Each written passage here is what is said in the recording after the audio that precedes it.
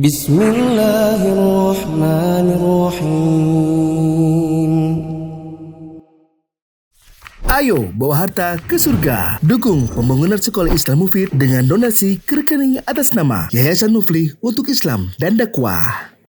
Bismillahirrahmanirrahim. Assalamualaikum warahmatullahi wabarakatuh. Alhamdulillahi wa kafa wa salatu wa salamu ala rasulillahi mustafa wa ala alihi wa ashabihi wa man yaktafa. Hadirin jamaah yang dirahmati Allah, kita bersyukur kepada Allah pada hari ini kita akan lanjutkan kembali kajian mulia dengan manhaj salaf. Jamaah yang dirahmati Allah, sebagaimana yang saya sampaikan pada Sabtu yang lalu, mulai Kamis kemarin kajian mulia dengan manhaj salaf kita extend jadi 3 hari. Sudah dimulai dari hari Kamis kemarin, dan Kamis Jumat kemarin yang hadir tentu tidak sebanyak hari ini. Kalau hari ini ada 6-7 soft, kemarin hanya ada sekitar 4 soft, dan itu berarti sebagian dari teman-teman kan tidak hadir. Maka saya menyarankan agar yang tidak hadir bisa menyimak rekaman videonya, ditandai mana yang belum sempat diikuti, agar bisa disimak secara online entah di YouTube atau di Facebook Muflih Safitra Official. Nah, jemaah yang dirahmati Allah, mari kita lanjutkan kembali manhaj salaf ini. Kita sudah selesai dari bab ke 9. Yang ke-9 itu sudah selesai di hari Kamis. Kemudian kemarin hari Jumat selesai bab 10. Bab 11 sengaja saya tidak bahas karena bab 11 ini lebih cocok untuk dibaca ketimbang dibacakan.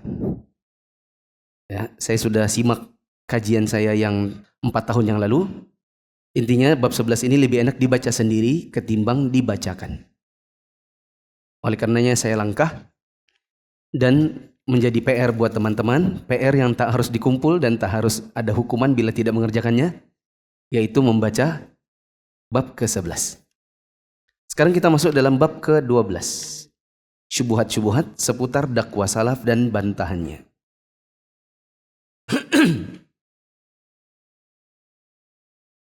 Perlu dicatat terlebih dahulu di dekat situ, syubhat itu jamaknya adalah syubuhat. Kalau teman-teman bingung kenapa ada syubhat dan kenapa ada syubuhat, maka jawabannya syubhat itu adalah tunggalnya, sedangkan jamaknya syubuhat. Kalau dibilang syubuhat berarti syubhatnya banyak. Apa itu syubhat? Syubhat itu artinya kesamaran, pengkaburan. Bahasa yang lain adalah pembenaran. Bahasa yang lain dalih. Ya.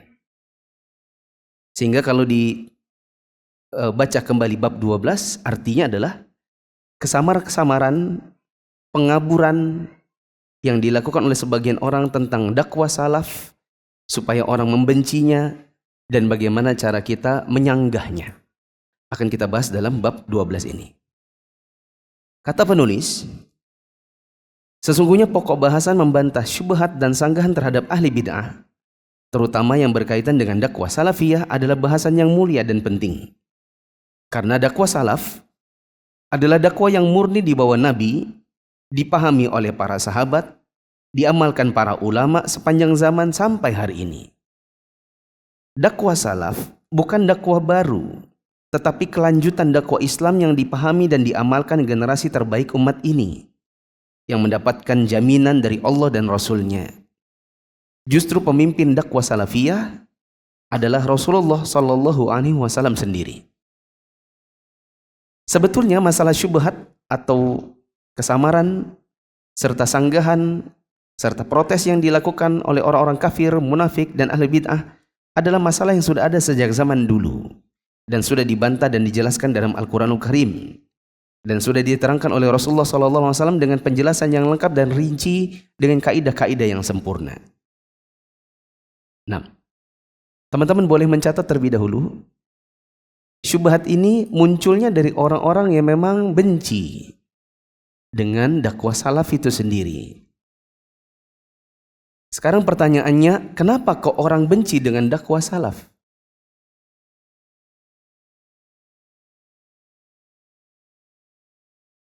Syubhat terhadap dakwah salaf ini datangnya dari orang-orang yang benci. Pertanyaannya, kenapa mereka benci? Ada banyak alasannya. Orang benci dengan dakwah salaf itu, satu, karena mempertahankan keyakinan dari nenek moyang. Sementara dakwah salaf itu maunya kembali kepada Islam yang asli. Di antara yang benci dengan dakwah salaf adalah yang mereka beragama dengan kembali kepada nenek moyang. Mempertahankan keyakinan dari nenek-neneknya. Makanya dalam dakwah salaf itu ditentang namanya pemali, kepohonan, apalagi ketulahan, apalagi khurafat. Karena itu tidak dikenal di dalam Islam. Sementara orang-orang yang punya keyakinan demikian mempertahankannya karena itu adalah dari nenek moyangnya.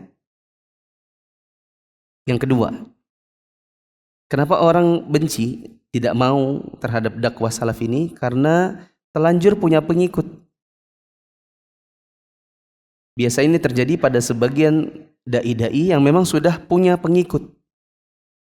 Dan kalau kita suruh kembali kepada Islam yang asli, khawatirnya nanti ditinggal. Siapa yang meninggalkannya? Pengikutnya. Ya. Yang ketiga, karena dapurnya mengepul dari dakwah. Karena dapurnya mengepul dari dakwah. Apa maksudnya? Pendapatannya dari dakwah. Sehingga kalau nanti disuruh kembali kepada Islam yang asli, terpaksa harus meninggalkan amalan-amalan yang sudah dilestarikan selama ini. Nanti ditinggal pengikut, dari mana lagi duitnya? Ada dulu ikhwan yang suka ikut kajian sini. Dia cerita waktu dia masih di Jawa dulu, belum pindah ke Balikpapan, dia itu kiai. Dia bilang, saya kiai. Karena di kampung saya tidak ada yang lebih pintar baca-baca doa selain saya, dan kemampuan saya memang baca doa. Nah, saya Ustadz kalau habis baca-baca doa, saya tidak punya ilmu.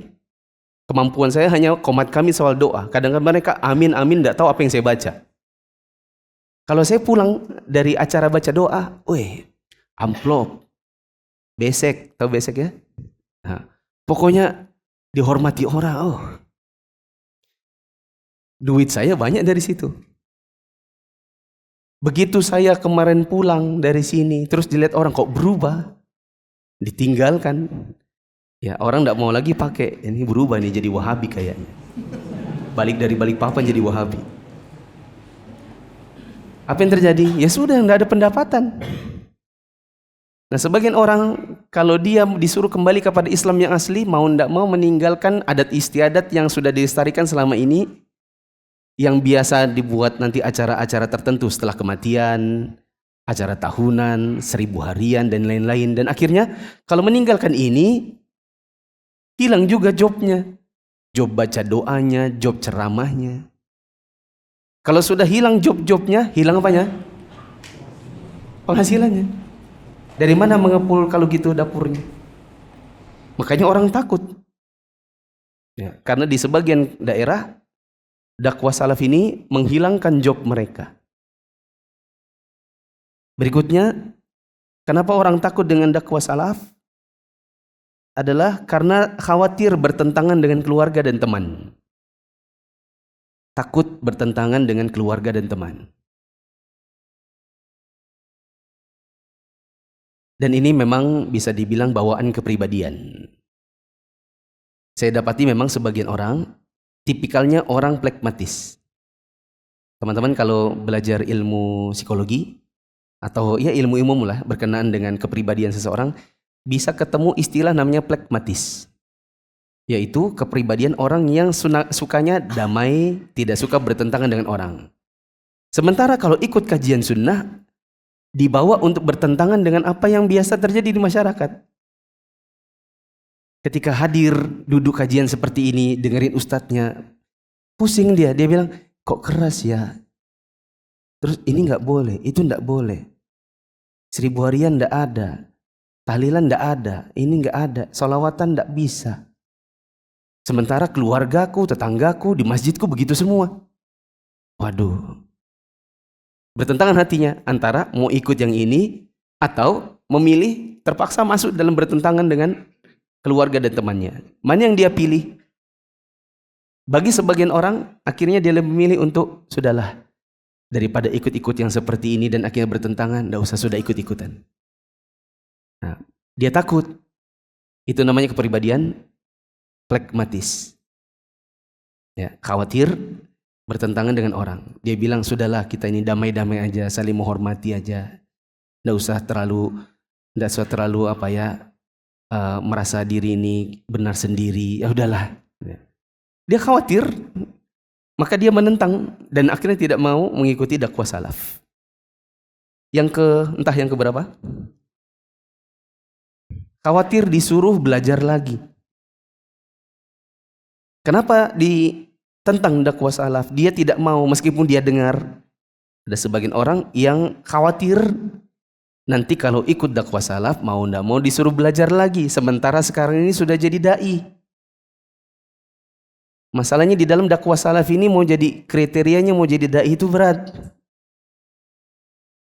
Katanya ustadz-ustadznya itu bukan kualifikasi tinggi, tapi pengennya standarnya agak-agak tinggi.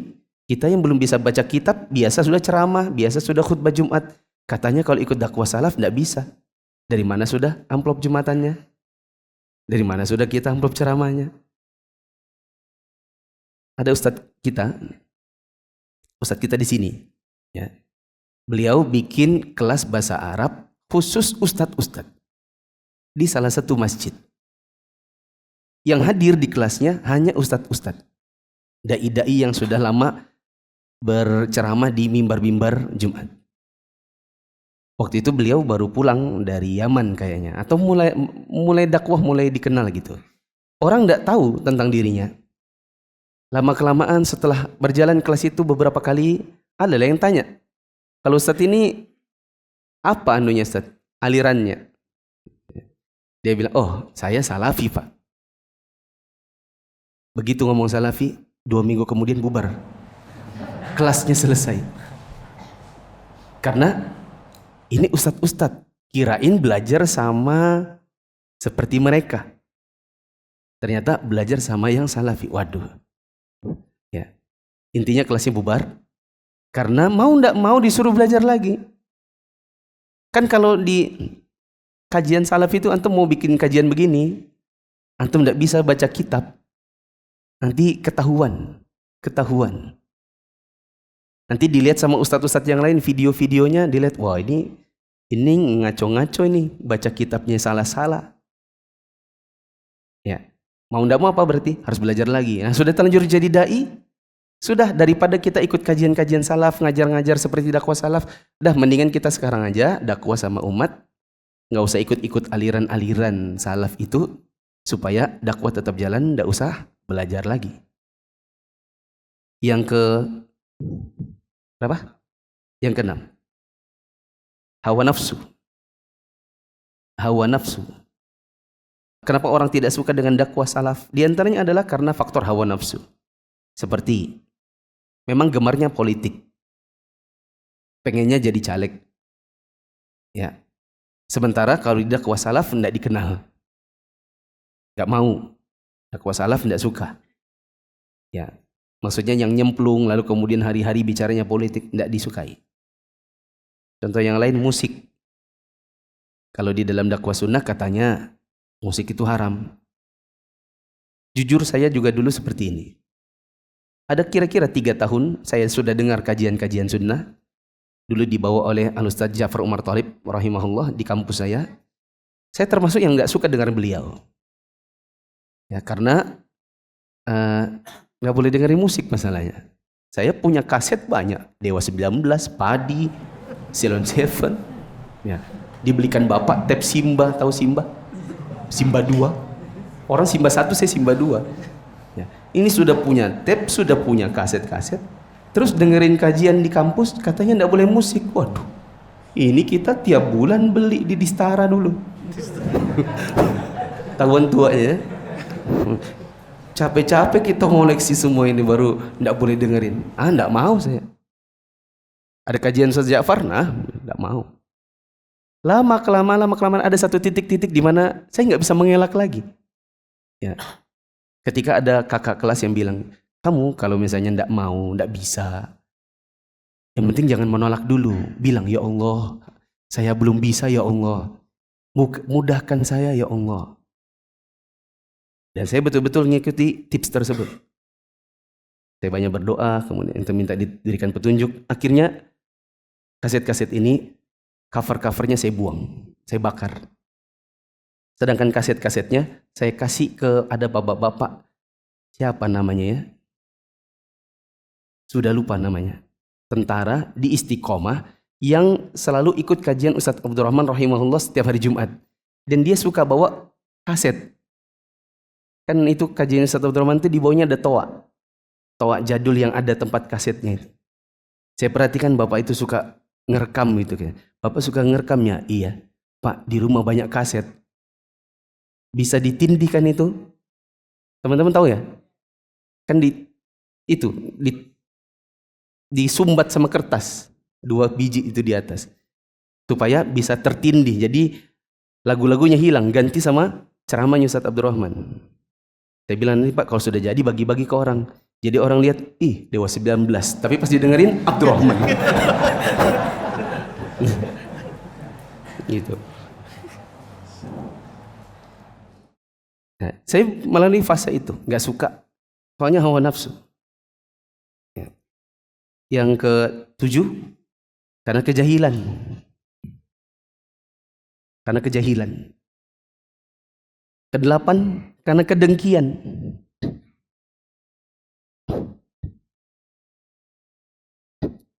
Di antaranya dengki karena ternyata kajian salaf itu banyak orangnya. Kirain yang banyak ini kajian partai, ternyata kajian sunnah. Apalagi kalau lihat di balik papan, ternyata kayaknya lebih banyak kajian sunnah. Orang semakin tidak suka. Ya. Karena meskipun dilarang musik, dilarang nonton bioskop, dilarang, ternyata banyak aja yang mau. Banyak aja kajiannya. Dulu kita kajian di Namiro, itu kajian kita yang paling banyak, kajian Anas sama Ustadz Abdurrahman. Kadang-kadang itu tangganya Namiro itu orang sholat maghrib di situ, karena waktu itu belum ada pavingnya, masih tempat parkir. Kajian penuh. Mungkin orang yang tidak suka semakin dengki karena melihat ternyata kajian sunnah itu banyak orangnya. Ya. Yang ke-9, orang tidak suka karena malas menelusuri dalil. Daripada menelusuri dalil, daripada sibuk nyari ini riwayat siapa, sohi atau ndak sohi, mimpi aja. Gampang dapat hadis kopi, ya kan? Orang gampang instan beragama dengan kata gurunya, ndak usah tanya-tanya itu dari mana, pokoknya amalkan aja. Sedangkan di mana salaf ini repot. Kenapa repot? Kita mau beramal aja ditanya dulu, dalilnya apa? Sohi ndak? Riwayat siapa? Ini puasa Rajab, puasa Rajab riwayat siapa? Nanti puasa Sya'ban mau puasa nisfu Sya'ban ditanya lagi apa dalilnya? Sohi atau ndak? Diteliti dulu. Repot. Ya. Daripada yang repot-repot kayak gini adalah ndak usah kajian-kajian kayak gitu. Enak kita dengan guru-guru kita, kalau guru bilang puasa, ndak usah tanya-tanya itu dalilnya dari mana. Gitu. Yang keberapa? 10. Dan ini yang terakhir aja, yang ke-10. Saya punya 13 tapi saya kasih yang terakhir. 10 adalah yang sesuai dengan bab yang kita mau baca.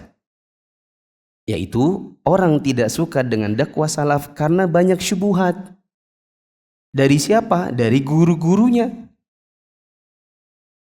Nanti akan kita baca ada banyak syubhat di sini. Siapa yang mempopulerkan syubhat-syubhat ini? Di antaranya memang para dai-dai yang tidak suka dengan dakwah salaf. Kita langsung saja masuk ke dalam syubhatnya. Di cetakan lama halaman 409, di paragraf syubhat-syubhat yang akan disebutkan. Ketemu? Ketemu? Oke, saya bacakan. Kata penulis, syubhat-syubhat yang akan disebutkan pada pembahasan ini adalah sebagian syubhat yang dilontarkan dan ditulis oleh para pelaku kemusyrikan, para hizbiyun, harokiyun itu orang-orang pergerakan, ormas-ormas dan partai-partai, para ahli bid'ah, dan para pengekor hawa nafsu yang paling menonjol. Dengannya mereka menyatakan permusuhan terhadap dakwah salafiyah dan membuat manusia lari darinya. Mereka mengikuti jejak pendahulu mereka dalam hal ini, yaitu kaum musyrikin Quraisy yang berusaha membuat lari dari Rasulullah SAW yang membawa petunjuk.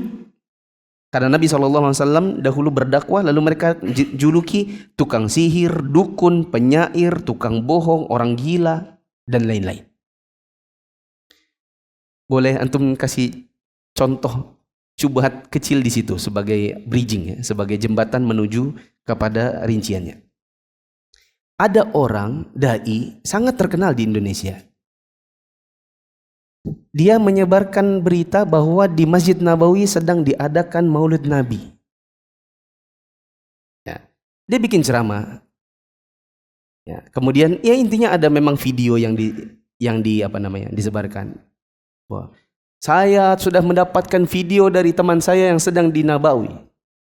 Di Nabawi sedang ramai orang membuat kegiatan Maulid Nabi di dalam Masjid Nabawi. Orang yang dah hadir di sana berarti kan masuk apa namanya? Masuk apa? Syubhat. Betulkah? Itu kan samar-samar. Alhamdulillah ada teman-teman mahasiswa Universitas Islam Madinah datang ke Nabawi terus bikin live. Ya teman-teman, assalamualaikum warahmatullahi wabarakatuh. Kami lagi di Nabawi. Silakan dilihat ya. Memang ini ramai, tapi keramaian ini memang sepanjang hari namanya memang gini. Ya teman-teman, tidak ada di sini Masjid Nabawi bikin Maulid Nabi, tidak ada. Itu orang berdusta ya teman-teman. Meskipun terkenal. Ya. Kalau saya dari situ bilang, teman-teman jangankan di sini ramai. Kita aja, saya misalnya bawa grup jamaah umroh, di tengah-tengah situ ngumpul, dihambur sama polisi. Ya mas ya? Angkatan antum kan? Bulan November kemarin. Kita lagi duduk halaqah, didatangin. Datang. Ya akhi. Apa itu? Suruh bubar. Kenapa? Karena sudah pernah terjadi sebelum-sebelumnya ada orang bikin halaqah, nggak ada yang hambur. Ternyata orang mau bikin makar. Sudah pernah terjadi pengeboman di dekat Masjid Nabawi. Untung orangnya tertahan sama polisi, sehingga yang meninggal polisi. Coba kalau nggak ada yang tahan, masuk, berapa yang meninggal lagi di dalam Masjid Nabawi? Nah, karena dikhawatirkan demikian, makanya orang-orang dihambur. Ya, ada seorang guru di Kaltim ini, bikin kajian di arah kiblat. Kita lihat dari videonya. Dia duduk di dekat kiblat, bikin halaqah sama jamaahnya. Dia datangi polisi, disuruh bubar. Dia bilang, Wahabi, dasar Wahabi. Padahal kita sendiri aja, yang bejenggot-bejenggot gini yang dibilang Wahabi di Indonesia, kita juga sama. Sama-sama apa? Sama-sama diusir juga kalau kita bikin halaqah. Bukan soal Wahabinya, bukan. Bagaimana mau bikin peringatan Maulid Nabi di dalam? Ngumpul sama jamaah umroh aja dilarang. Ya, itu kan syubhat namanya. Tapi orang, karena yang ngomong ini adalah seorang dai terkenal di Indonesia, pengikutnya banyak, followernya jutaan, orang percaya, orang share. Dan kasihan dai ini, karena dia menyebarkan dustaan, dikonsumsi banyak orang, maka dia mendapatkan dosa jariah berlipat-lipat. Ya. Yuk kita langsung saja ke syubhatnya. Syubhat pertama. Syubhat pertama, katanya Ahlus Sunnah wal Jamaah Salafiyun itu orang-orang musyabbihin atau musyabbihah. Golongan yang menyamakan Allah dengan makhluk. Ya. Ada ustadz yang terkenal yang kalau dakwah sering menyebutkan letak-letak ayat. Nah, dia pernah mengatakan tentang orang-orang yang seperti kita ini adalah orang-orang mujassimah. Karena meyakini bahwa Allah itu bersemayam di atas arsy. Ya. Dan kalau bersemayam ada di atas arsy, berarti melazimkan Allah itu punya badan. Berarti punya jism. Apa artinya jism? Punya badan, punya jasad. Ya. Maka jangan diyakini. Kata beliau, kita sama ayatnya, tapi kita beda pemahamannya. Semakin kelihatan bahwa orang ini bukan dari kalangan Ahlus Sunnah dengan manhaj salaf. Ya, karena sudah mengklaim kita sama ayatnya, tapi kita beda pemahamannya. Sementara memahami bahwa Allah itu bersemayam di atas arsy tanpa takyif, tanpa ta'til, tanpa tamthil, tanpa tafwid. Ini semua adalah pemahaman salaf dari zaman dahulu. Allah bersemayam di atas arsy. Ini keyakinan para sahabat Nabi yang mereka dengar dari Nabi, dan mereka tidak pernah tanya kepada Nabi bagaimana bersemayamnya. Cuman mereka beriman saja, oh Allah bersemayam di atas arsy, selesai. Sementara orang di zaman sekarang dituduh, kalau kamu ikut kajian salaf, nanti kamu diajari Allah bersemayam di atas arsy, berarti itu kamu menyamakan Allah dengan makhluk. Karena kalau Allah bersemayam di atas arsy, berarti Allah punya jism, katanya. Padahal tidak. Dalam kajian sunnah atau akidah salaf, kita cuma diajarkan Allah bersemayam di atas arsy, Anda cukup beriman tanpa tanya-tanya bagaimana bentuknya. Ya. Nah, bab ini teman-teman bisa pelajari di kitab Al-Aqidah Al-Wasithiyah. Sudah kita tamatkan di sini di bulan Ramadan 1443 Hijriah. Kalau terlewat, kalau tahun itu belum taubat, silahkan melihat ke YouTube dan Facebook Muflih Fitra Official, atau di Mufid TV Official, teman-teman bisa lihat sudah ada lengkap sekitar 15 video kalau tidak salah. Sekitar 15 video yang isinya adalah membahas tentang sifat-sifat Allah. Bagaimana kita membantah orang-orang yang mengingkari Allah bersemayam di atas arsy, dan mereka lebih memilih mengatakan Allah itu ada di mana-mana. Ya. Dan yang benar, Allah bersemayam di atas arsy. Allah tinggi di langit, bersemayam di atas arsy. Bagaimana bentuknya tidak boleh ditanya. Dan menanyakan bagaimana bentuk bersemayam Allah itu adalah bid'ah.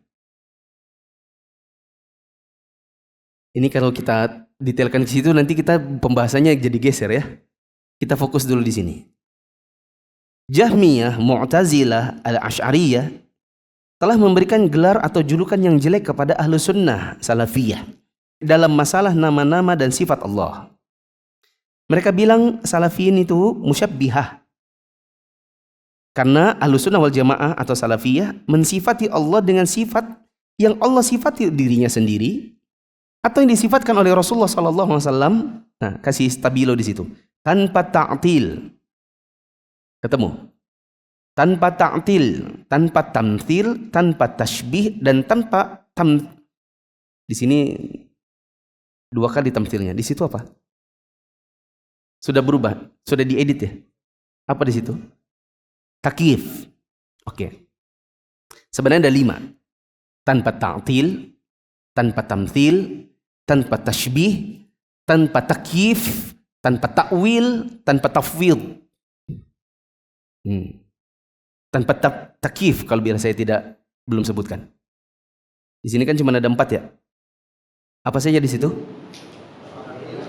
Ta'til, tamthil, tashbih, takyif. Tambahin lagi di situ. Ta'wil. Ta'wil. Satu lagi tafwid. Tafwid. Iya. Apa itu? Saya belum tahu ya. Ta'til, tamsil, tasbih, tamsil. Antum terlambat tobatnya.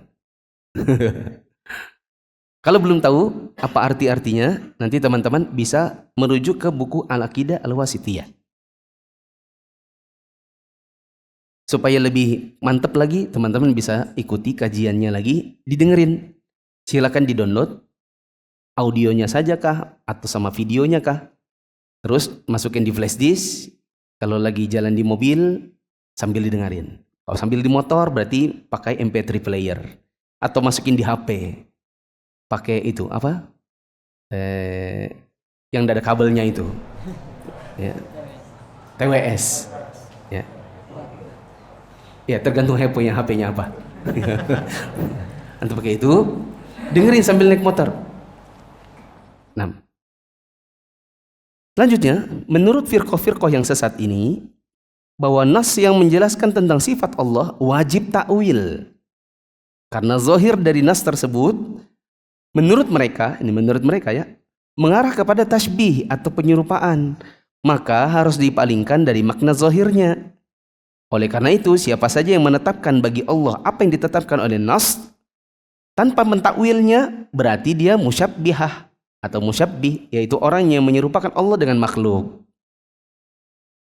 Padahal, ya, jangan dibaca. Padahal di dalam akidah Ahlussunnah Salafiyah kita tidak pernah mentasbih Allah. Kita hanya menetapkan apa yang Allah tetapkan, zahirnya seperti itu, tanpa ta'til, tanpa tamthil, tanpa tasbih, tanpa takwil, tanpa tamthil, tanpa tafwid. Dan cukup beriman. Sebagaimana pernah terjadi di zaman Imam Malik rahimahullah. Imam Malik lagi menjelaskan tentang asma wa sifat, ada orang datang masuk lalu nanya, "Wahai Imam, mau tanya nih." Tapi ini nanya yang memang sengaja pertanyaannya bukan untuk cari ilmu, tapi untuk menyebarkan syubhat di kalangan orang-orang yang dengar. Dia bilang, "Mau tanya nih, kalau Allah itu bersemayam, emang semayamnya kayak apa?" Nah, melihat gelagat-gelagat ini orang mau nyebar syubhat, maka Imam Malik cuma jawab dengan 4 kalimat. Saya pengen tahu. HP. Sebutkan 4 kalimatnya. Hafal. Berarti nggak jadi. Apa kata Imam Malik?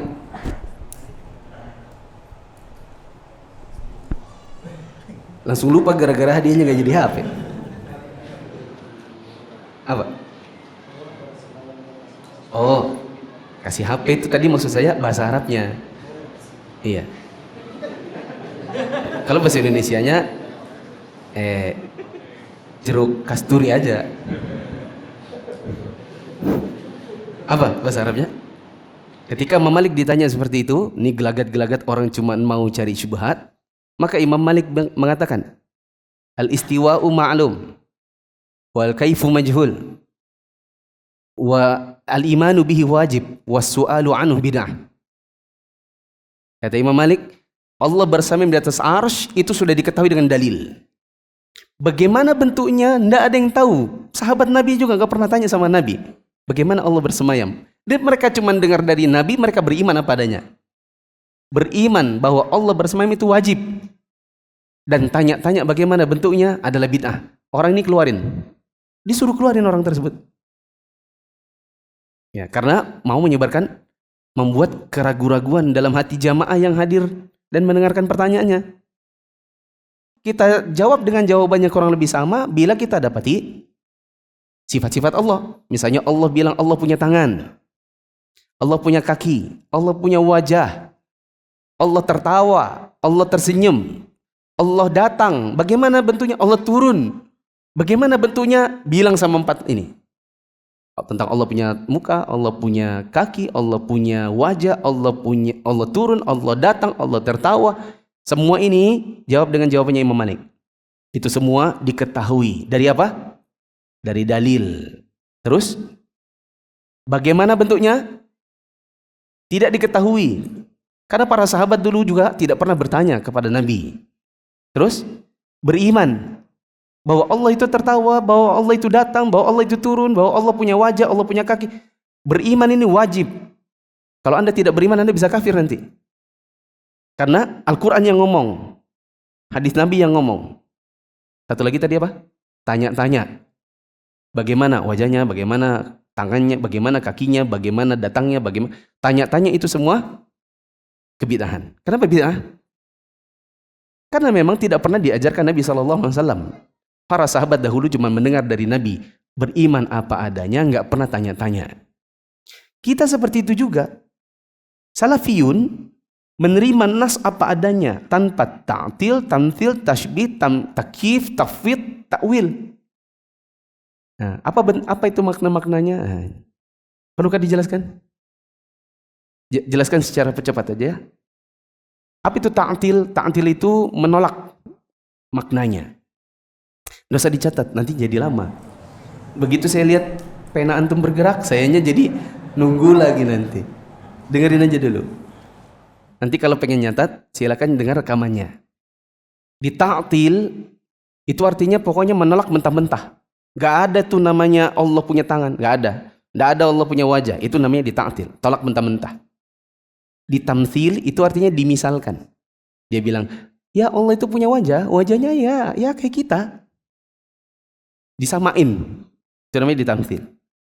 Ya, atau dibuat permisalan. Kamu tahu kan wajah? Nah, wajah itu mungkin Allah itu sepertinya mungkin Allah itu ada matanya, terus ada hidungnya.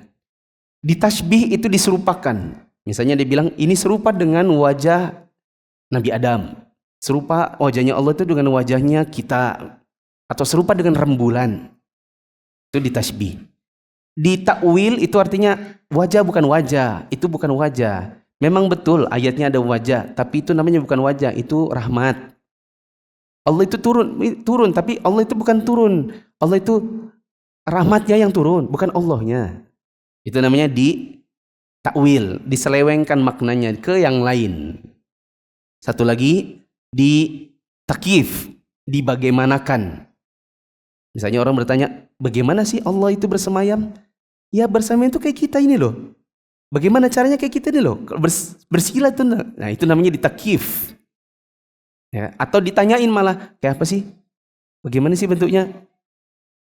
Nah, terus satu lagi di tafwid. Tafwid itu tuh mengatakan begini. Memang Allah punya wajah sesuai dengan ini. Tapi apa makna wajah hanya Allah yang tahu. Nah itu. Katanya Ibnu Abbas, wasi'a kursiyus samawati wal ard. Allah itu kursinya seluas langit dan bumi. Kata Ibnu Abbas, kursi itulah tempat kaki Allah. Berarti Allah punya kaki ya? Ya, nasnya sih bilang begitu. Terus kaki itu berarti Allah punya kaki dong. Itu kaki, tapi maknanya apa kaki itu ya terserah, itu hanya Allah yang tahu. Apa artinya kaki? Padahal kita semua tahu kaki itu apa? Ya kaki. Gitu.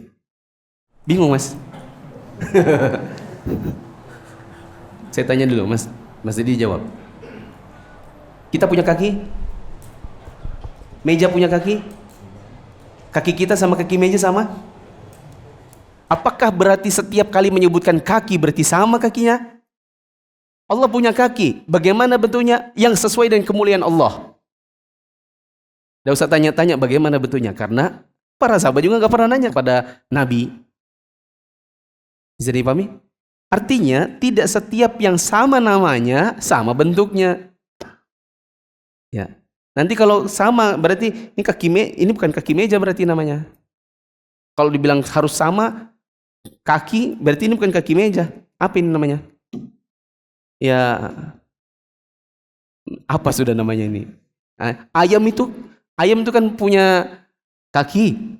Ada 3 apanya itu? Jarinya. Ditambah yang jempolnya kecil sedikit itu tajinya. Kalau dia jago. Iya kan?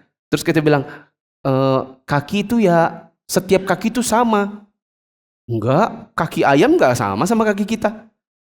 Kalau segala sesuatunya harus dibilang sesuai dengan kakinya kaki kita, berarti ayam itu bukan kaki itu namanya. Apa namanya? Ceker. Dia sudah siapkan memang itu makanannya. Ceker kah apa? Ceker itu kan kaki juga. Iya atau tidak? Kalau pakai logikanya mereka bahwa setiap menyebutkan kaki berarti sama kaki Allah dengan kaki kita, maka ternyata kakinya ayam nggak sama kita, berarti sama dengan mengatakan kakinya ayam itu bukan kaki. Apa itu? Oke, ceker. Kalau nama Indonesia ternyata ada. Kalau kaki kambing apa namanya? Kikil. Ya sudah, kalau kaki sapi apa namanya? Kaki kucing apa namanya? Karena kita mengatakan setiap menyebutkan kaki berarti seperti kaki kita. Ngomong-ngomong kaki kita aja beda-beda. Ya kan? Kaki yang suka makan bakso tidak sama yang suka leg day. Ya. Kaki kita ini ada yang kecil-kecil, ada yang besar-besar, ada yang betisnya kayak pentolan. Ya. Beda-beda kaki. Kaki kita aja beda-beda. Begitu. Lanjut. Adapun Jahmiyah, maka tuduhan mereka kepada Ahlus Sunnah dapat dilihat dari perkataan pendiri mereka, yaitu Jahm bin Safwan. Jahm bin Safwan ini dikafirkan oleh para ulama. Dia menyangka bahwa siapa yang menetapkan satu sifat Allah yang Allah tetapkan untuk dirinya dalam kitabnya, atau yang ditetapkan Rasulullah SAW untuk Allah dalam hadisnya, berarti dia kafir dan termasuk golongan musyabbihah katanya. Ini katanya Jahm bin Safwan. Justru orang-orang di zaman sekarang yang meskipun mereka dai-dai terkenal, yang mereka mengingkari Allah bersemayam di atas arsy, dan mereka mengatakan salafin itu adalah mujassimah, musyabbihah, maka orang-orang justru mengikuti jejaknya Jahm bin Safwan. Dan Jahm bin Safwan ini dikafirkan oleh para ulama. Meskipun kita juga tidak berani mengatakan mereka kafir. Ya. Kenapa? Karena syubhat. Mereka itu di kepalanya banyak syubhat, dia ceramah ngasih syubhat. Ya. Imam Abu Hatim rahimahullah berkata, ciri Jahmiyah adalah menamakan Ahlus Sunnah sebagai musyabbihah. Adapun Mu'tazilah, mereka ini pewaris Jahmiyah yang telah mewariskan dari mereka pendapat dalam menafikan sifat, dan mereka memberikan julukan bagi orang-orang yang menetapkan sifat Allah dengan musyabbihah. Saya lanjutkan sedikit. Syekhul Islam Ibnu Taimiyah rahimahullah menyebutkan bahwa tokoh-tokoh Mu'tazilah menganggap seluruh imam seperti Imam Malik bin Anas dan sahabat-sahabatnya, Ats-Tsauri dan sahabat-sahabatnya, Al-Auza'i dan sahabat-sahabatnya, Asy-Syafi'i, Ahmad dan sahabat-sahabatnya, Ishaq bin Rahawayh dan sahabat-sahabatnya, Abu Ubaid dan yang selainnya, dianggap mereka ini golongan musyabbihah. Sama kita di zaman sekarang. Mungkin kalau zaman sekarang Yazid bin Abil Qarjajawas dan kawan-kawannya, Firanda dan kawan-kawannya, Syafiq dan kawan-kawannya, Khalid dan kawan-kawannya, kalau di Balikpapan Mufli dan kawan-kawannya, Abdurrahman Al-Azhari dan kawan-kawannya, Rafi dan kawan-kawannya, itu semua dianggap musyabbihah. Siapa yang anggap? Ya mereka yang punya akidah seperti itu. Sementara akidah kita menerima apa yang ada disebutkan dalam nas Al-Quran dan Sunnah tanpa apa saja tadi? Ada berapa T tadi? 6. Apa saja? Ta'til, tamtsil, tashbih, takyif, ta'wil, tamtsil. Antum insya Allah kalau hafal 6 ini, 6 istilah ini, hafal, bisa bedakan dengan mudah. Nah, antum insya Allah cukup jagolah kalau di bidang asma sifat di Balikpapan. Di Balikpapan ya. Nah, karena kalau ketemu dengan orang-orang yang Asy'ariyah, orang-orang yang Mu'tazilah, ya pengikutnya Ustadz ini, Kiai Anu, Guru Ani, Guru itu, ketika ngomong soal ini, terus antum dah hafal yang 6T, nanti apa ya, tekempal. Kalau lagi ngobrol terus terjadi perdebatan, antum gampang itu ya, keoknya. Tapi coba kalau antum hafal 6 ini, kami salafin itu menerima sifat Allah tanpa ini. Kalau dibilang apa itu? Nah, kesempatan tentu untuk menjelaskan. Dan 6 istilah ini membuat antum one step ahead, satu langkah di depan, karena banyak dari mereka yang tidak mengerti hal ini di Balikpapan. Ya. Nah, azan dulu.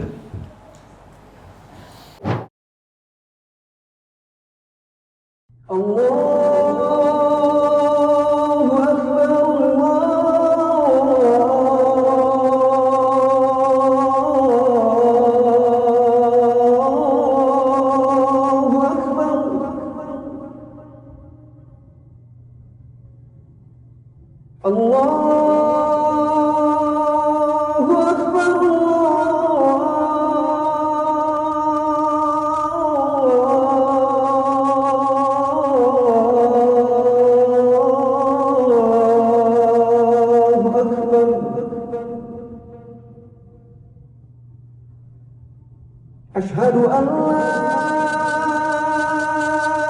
إله إلا الله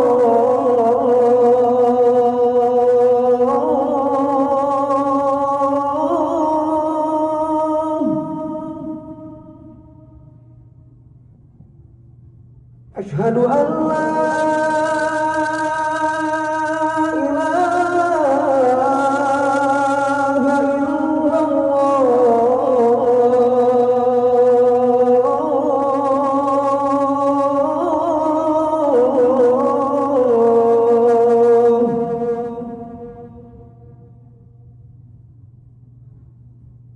أشهد أن محمدا رسول الله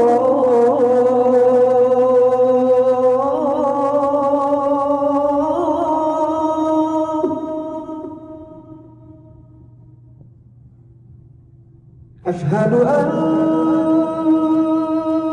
محمدا رسول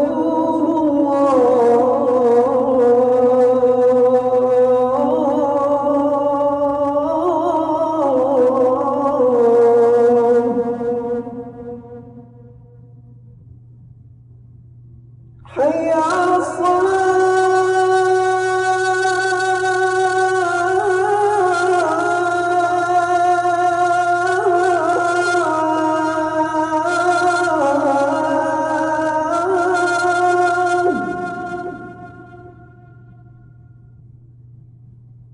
حي على الصلاة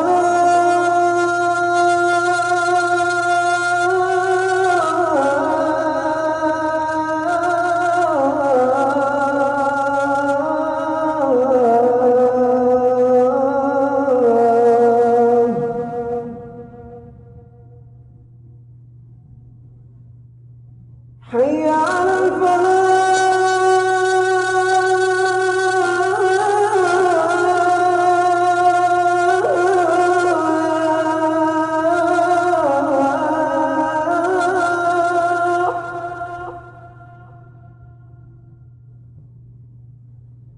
حي على الفلاح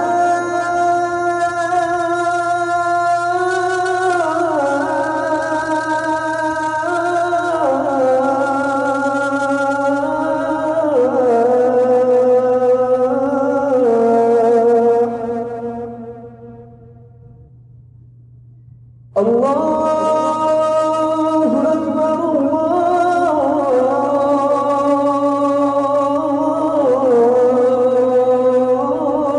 الله أكبر لا إله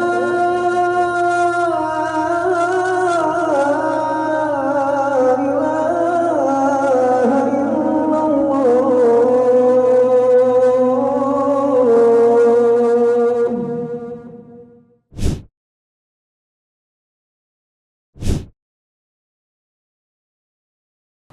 Sisa waktu 5 menit.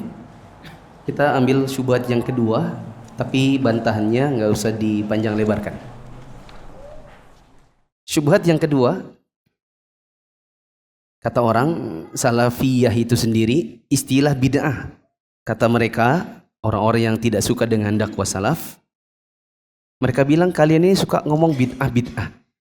Istilah salafiyah itu juga bid'ah. Karena dari mana penamaan istilah salafiyah? Nggak ada di zaman Nabi SAW. Teman-teman masih ingat saya cerita begini? Kira-kira pertemuan Sabtu yang lalu. Dulu di zaman Nabi tidak dibutuhkan penamaan salafiyah karena di zaman dahulu hanya ada Nabi atau orang kafir. Nabi dan para sahabat atau ya orang kafir. Buat apa penamaan salafiyah? Tidak dibutuhkan. Sebagaimana di zaman Nabi SAW tidak butuh fiil, isim, huruf, maf'ul bih, belajar nahwu tidak butuh karena orang-orang memang sudah berbahasa dengan bahasa Arab. Ngapain orang belajar nahwu? Orang memang mereka berbahasa Arab kok. Tidak seperti kita. Belakangan, sepeninggal Nabi, mulai muncul orang-orang yang membawa kesesatan dalam agama ini. Makanya ada dialog-dialog, misalnya di antara sahabat Nabi ada yang datang kepada orang-orang Khawarij, terus nanya, kami para sahabat di belakang sana, kami bersama Ali, kalian ini mana sahabat Nabi? Kok nggak ada? Maksudnya, kalian beragama dengan agama siapa? Ini loh sahabat Nabi di sebelah sini, kalian nentang sementara dari kalian nggak ada sahabat Nabi. Kalau zaman dahulu gampang, kalau mau cari kebenaran, siapa yang bersama para sahabat Nabi? Siapa yang di situ nggak ada sahabat Nabi sebagai pemimpinnya, ya berarti dia jatuh dalam aliran sesat. Belakangan para sahabat Nabi juga sudah mulai wafat, sudah mulai habis. Orang mulai menambah bid'ah semakin banyak lagi. Maka orang bertanya, kalian beramal dengan siapa? Ajaran siapa? Kami bersama murid-muridnya Nabi, para tabi'in, para tabi'in. Kalian ini siapa? Bikin ajaran dari mana? Berkembang lagi waktu. Orang mulai bertanya, kalian ini beragama dengan agama ala siapa? Akidahnya apa? Ahlus sunnah dengan manhajnya para salafus saleh atau siapa? Nah, muncullah istilah salafiyah. Istilah ini dibutuhkan di zaman sekarang untuk membedakan antara orang yang beragama dengan agama Islam, berpemahaman Al-Quran Sunnah, tetapi agamanya ini dibangun dengan pemahaman siapa? Dibangun dengan pemahaman salafus saleh atau bukan? Sedangkan kalau ditanya istilah salaf itu dari mana? Jawabannya ada di dalam hadis. Nah, saya dari tadi nyari-nyari di mana ya hadisnya? Kok di sini nggak ada? Sedangkan Ustadz Yazid dalam beberapa ceramahnya yang ada audionya, saya dapati beliau sebutkan hadis ini. Bisa dicatat. Hadis riwayat Bukhari dan Muslim. Kata Nabi SAW, fa innahu ni'mas salafu ana laki. Karena sesungguhnya sebaik-baik salaf atau sebaik-baik pendahulu untukmu adalah aku, kata Nabi SAW. Yang ketiga, para ulama dari zaman dahulu bikin buku-buku akidah, diantaranya namanya Aqidatus Salaf. Akidahnya salaf. Dan tidak ada ulama di zaman dahulu yang saling mengingkari penggunaan istilah salaf ini. Ini menunjukkan bahwa istilah salaf bukan dibikin oleh orang Indonesia di zaman sekarang. Bukan istilahnya Ustadz Yazid. Istilah salaf ini bukan dikarang oleh Syekh bin Baz, bukan, dari zaman dahulu. Karena para ulama di zaman dahulu biasa bikin buku, diantaranya adalah Aqidatus Salaf, akidahnya salafus saleh. Saya kira cukup untuk menjawab syubhat yang kedua. Ini saja, insya Allah kita lanjutkan Kamis, Jumat dan Sabtu yang akan datang. Subhanakallahumma wa bihamdika asyhadu an la ilaha illa anta astaghfiruka wa atubu ilaik. Wassalamualaikum warahmatullahi wabarakatuh.